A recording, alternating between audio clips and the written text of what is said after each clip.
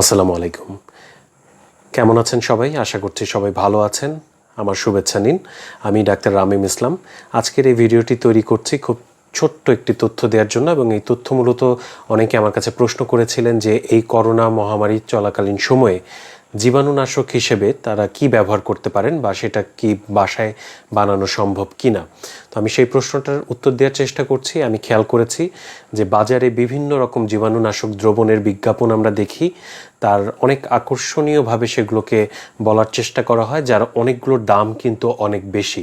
কিন্তু আমি যেই জীবাণুনাশক দ্রবণটির কথা বলবো সেটি খুব সাশ্রয়ী বা সুলভ মূল্যে এটা তৈরি করা যাবে বলেই আমার কাছে মনে হয়।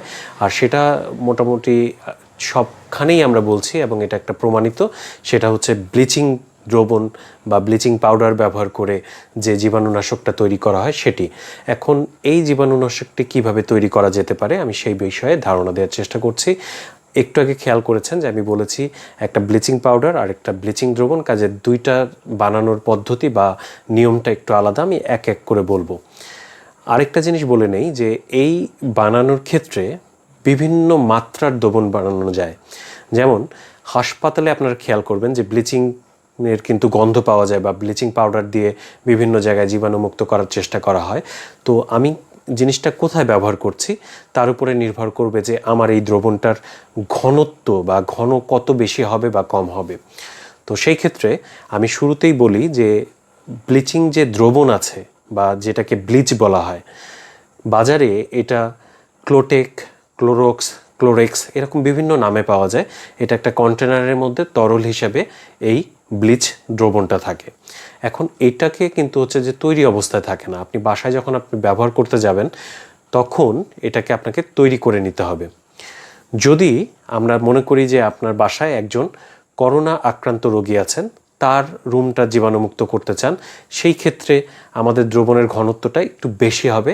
আর যদি আপনার বাসায় কোনো করোনা আক্রান্ত মানুষ না থাকেন, কিন্তু আপনি এমনিতেই একটু হচ্ছে জীবাণুনাশক ব্যবহার করে বিভিন্ন জীবাণু যদি থাকে সেগুলোকে ধ্বংস করতে চান, তাহলে তার ঘনত্বটা একটু কম হবে।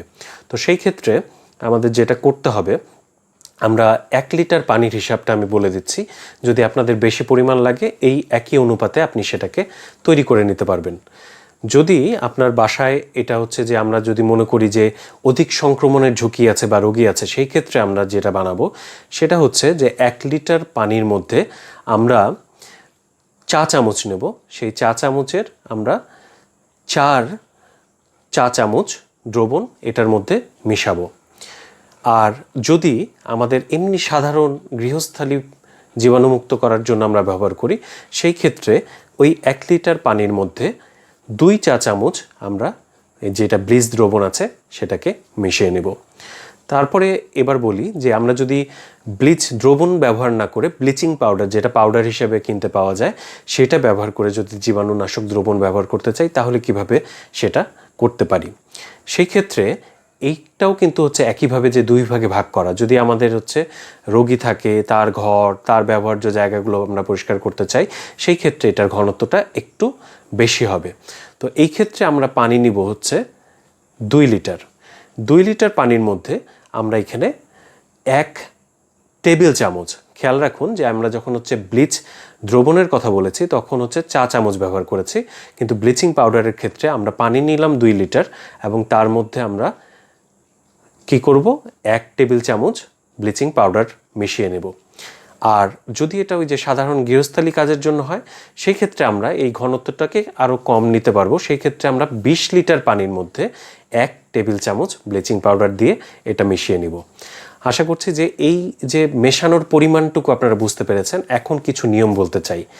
এই যে ব্লিচ বা ব্লিচিং যে পাউডার দিয়ে আমরা যে দ্রবণটা তৈরি করি, এটা কিন্তু তৈরি করার কিছু পদ্ধতি অনুসরণ করতে হবে। যেমন আমরা এই দ্রবণটা কোথায় তৈরি করব? আমরা এটা একটা খোলামেলা জায়গায় তৈরি করব, কারণ এই দ্রবণটা তৈরির সময় কিছু মানুষের দেহের জন্য ক্ষতিকর কিছু গ্যাস তৈরি হয়। সেটা যেন একটা বদ্ধ জায়গায় যদি আমরা করি তাহলে সেটা আমাদের ক্ষতি করতে পারে। খোলামেলা জায়গায় যদি করি সেই গ্যাসটা বাতাসে ছড়িয়ে যাবে। এরপরে আসছে যে আমাদের পাত্রটা কেমন হবে। আমরা অবশ্যই এই দ্রবণগুলো তৈরির ক্ষেত্রে প্লাস্টিকের পাত্র ব্যবহার করব, আমরা ধাতব পাত্র ব্যবহার করব না, কারণ সেই ক্ষেত্রে কিছু বিক্রিয়া হয় এবং এর কার্যকারিতা কমে যায়। এবং আমরা সেই পাত্রটা যখন আমাদের দ্রবণ তৈরি হয়ে যাবে তারপরের জন্য আমরা সেটাকে ঢেকে দিতে পারি, ঢাকনা রাখার আমাদের ব্যবস্থা করতে হবে। তারপরেই আসছে যে আমরা কি হচ্ছে যে পাউডারটা দিয়ে কিংবা ব্লিচ দ্রবণটা দিয়ে তার মধ্যে পানি ঢেলে দেব, নাকি পানির মধ্যে এই পাউডারটা বা ব্লিচ দ্রবণটা দেব। এটা খুব গুরুত্বপূর্ণ, কারণ আপনি যদি পাউডারের মধ্যে পানি ঢালেন তাহলে যেটা বললাম যে ক্ষতিকর বা একটা বিষাক্ত ধরনের যে গ্যাসটা তৈরি হবে সেটা কিন্তু বেশি তৈরি হবে এবং আপনার হচ্ছে ক্ষতি করতে পারে।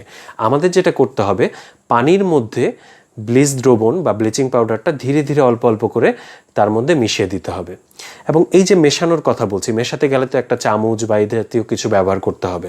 তো একইভাবে আমরা যদি ধাতব চামচ ব্যবহার করি সেটা ক্ষতিগ্রস্ত হতে পারে। সে কারণে আমরা যেটা করব, আমরা প্লাস্টিকের বা কাঠের চামচ বা নাড়ানো যায় এরকম কিছু একটা ব্যবহার করব। তাহলে এগুলো গেল যে কিছু পদ্ধতি। এবং এখন আসছে একটা গুরুত্বপূর্ণ বিষয়, সেটা হচ্ছে নিজের সেফটি। এই সেফটির ক্ষেত্রে আপনি যখন এটা তৈরি করতে যাবেন, আপনি অবশ্যই কিছু প্রোটেক্টিভ মেজার নেবেন। যেমন হচ্ছে যে আপনি হাতে একটা গ্লাভস পরবেন। এখানে হচ্ছে বাজারে কতগুলো হচ্ছে রাবার মোটা টাইপের গ্লাভস পাওয়া যায়, সেগুলো হচ্ছে বারবার করে ব্যবহার করতে পারেন, সেটা ব্যবহার করতে পারেন। অথবা যদি সেটা না থাকে, এমনিতে যে আমাদের যে হ্যান্ড গ্লাভসগুলো আছে সেটা ব্যবহার করতে পারেন। তো চোখে আমাদের চলে আসতে পারে, চোখে গেলে এটা চোখের ক্ষতি করতে পারে। সেই কারণে আমরা একটা চশমা বা গগলস এটা ব্যবহার করব। এবং আমরা মাস্ক পরে নেব, যাতে এই গ্যাসটা যেটা কিছু তো তৈরি হবেই, সেটা যেন আমাদের নাকে মুখে প্রবেশ না করে। তাহলে এই সাবধানতাটা কিন্তু আমরা অবলম্বন করব। এরপরে আসছে যে আমরা যদি ঢেকে রাখার কথা বলেছি, ঢেকে না রাখি তাহলে এর কার্যকারিতা কিন্তু কমে যাবে। পাশাপাশি সময়ের সাথে সাথে এর কার্যকারিতা কমে যায়। কাজে আপনি যে আজকে অনেকগুলো দ্রবণ তৈরি করলেন, তারপর কয়েকদিন ধরে ব্যবহার করলেন, এমন কিন্তু করা যাবে না। আপনাকে প্রতিদিনের ব্যবহারের দ্রবণটা প্রতিদিনই তৈরি করতে হবে।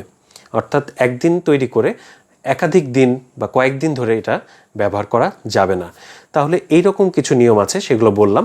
আপনারা এইভাবে জীবাণুনাশক দ্রবণ খুব অল্প খরচে তৈরি করতে পারবেন এবং এইটা করোনা ভাইরাস সহ অন্যান্য যে জীবাণুগুলো আছে সেগুলোকে ধ্বংস করার ক্ষেত্রে যথেষ্ট কার্যকর।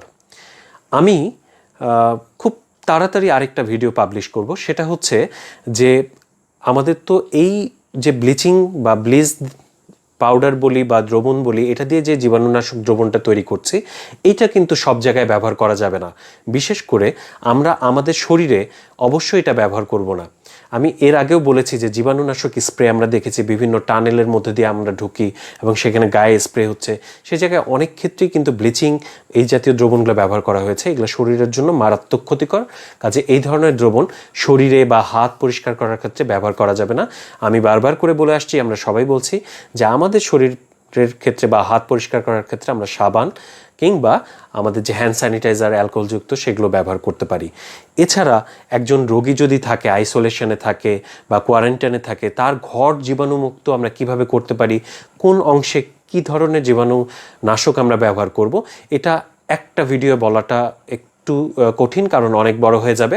আমি খুব তাড়াতাড়ি এই বিষয়ে যে একজন রোগীর ঘর তিনি সুস্থ হয়ে বের হবার পরে আমরা কিভাবে জীবাণুমুক্ত করতে পারি সেই বিষয়ে আমি খুব শীঘ্রই একটা ভিডিও দিয়ে দেব। আশা করব যে এই ভিডিওগুলো আপনাদের কাজে লাগবে এবং আপনারা এই ভিডিওগুলো যদি মনে হয় যে কাজের, তাহলে শেয়ার করবেন যাতে আরও অনেকের কাছে ছড়িয়ে যায় এবং চ্যানেলটি সাবস্ক্রাইব করে রাখবেন যাতে পরবর্তী ভিডিওগুলো আপনারা পেতে পারেন। সকলে ভালো থাকুন, সুস্থ থাকুন। আল্লাহ হাফেজ।